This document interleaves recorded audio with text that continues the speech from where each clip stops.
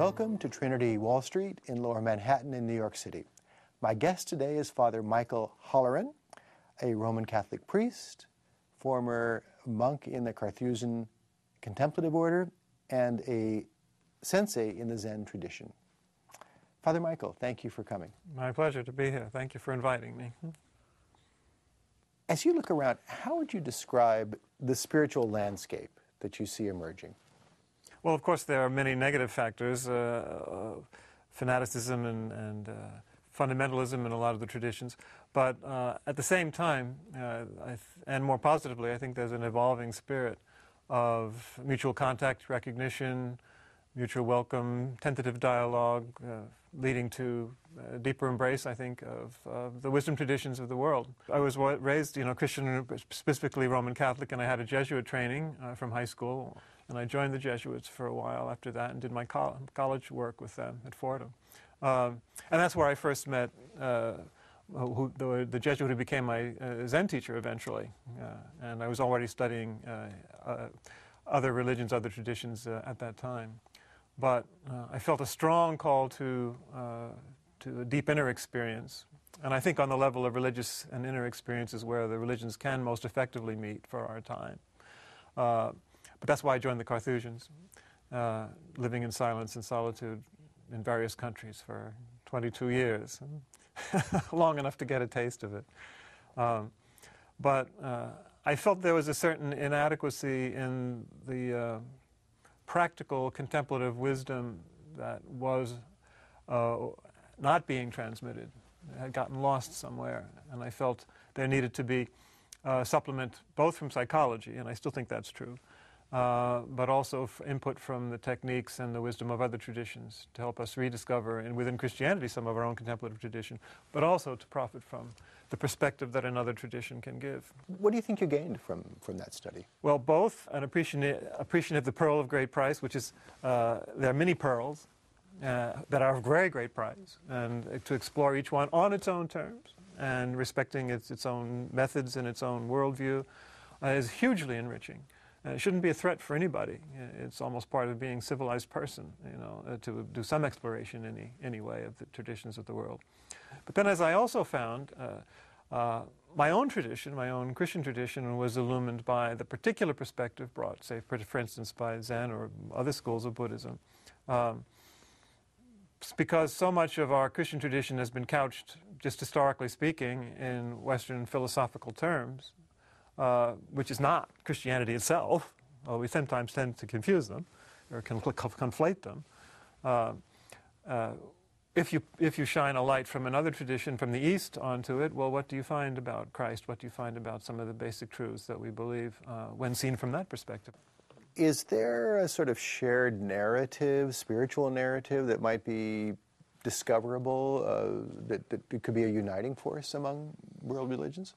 Well, it's hard to say on that level of concept. I certainly think that all the world religions, all the world wisdom traditions have a sense of that there's a numinous quality to life, that somehow we're all interconnected with a deeper force and with one another and with the planet and, with our own selves.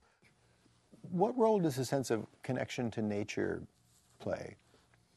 Well, it does, and it should. For example, in our Christian tradition, we have, St. Francis. We also have the great medieval theologians and the great fathers of the church that saw, a great, almost like a cosmic dance, chain of being, that's a very strong tradition that has been really suppressed, if just ignored, very often in our popular Christianity.